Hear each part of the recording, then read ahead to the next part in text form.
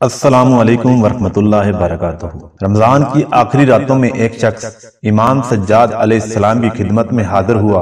اور عرض کرنے لگا، اے نواسہ رسول، میں نے آپ کے بابا اور آپ کے دادا سے سنا ہے کہ شب قدر میں مانگی ہوئی دعا اللہ کبھی رد نہیں کرتا، لیکن مجھے نہ ہی دعا مانگنے کا طریقہ آتا ہے اور نہ ہی میرے اعمال اچھے ہیں۔ میں جب بھی دعا مانگتا ہوں میری دعا قبول نہیں ہوتی۔ تو امام سجاد علیہ السلام نے فرمایا کہ اے شخص،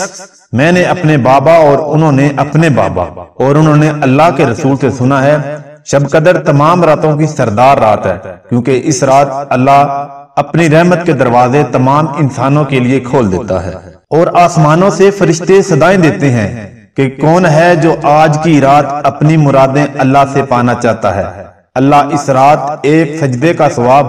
1000 گنا بڑھا دیتا ہے تاکہ روز محشر میرے نانا کی امت کی عبادت کا ثواب تمام امتوں پر بھاری رہے۔ یہ رات میرے نانا کی امت کے لیے ایسا تحفہ ہے، اس کی فضیلت کوئی بھی بیان نہیں کر سکتا۔ اگر اس رات اپنی دعائیں قبول کروانا چاہتے ہو، پریشانیاں ختم کروانا چاہتے ہو اور تمام مشکلات آسان کروانا چاہتے ہو تو عشاء اور فجر کے بیچ میں 207 مرتبہ سورۃ القدر پڑھو اور پھر اپنے گناہوں کی معافی مانگو اور اللہ کے رسول اور اس کی آل پر درود بھیجو اور پھر اللہ سے اپنی دعا مانگو، چاہے وہ چیز تمہاری تقدیر میں ہو یا نہ ہو، اللہ اپنے غیب کے خزانے سے تم کو وہ عطا کر دے گا۔ سبحان اللہ، میرے اللہ کی شان اور اس رات کی فضیلت۔